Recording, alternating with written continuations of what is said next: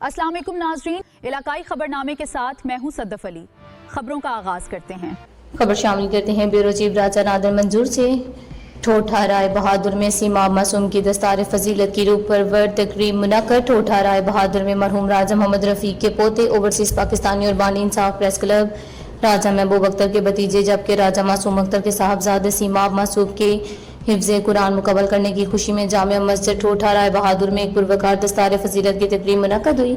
इस रूहानी महफिल की सरपरस्ती पीर सैयद मुदस्सर शरीफ तरमजी ने की जबकि अहले इलाका ने बड़ी तादाद में शिरकत करके हाफ़िज़ कुरान को मुबारकबाद पेश की।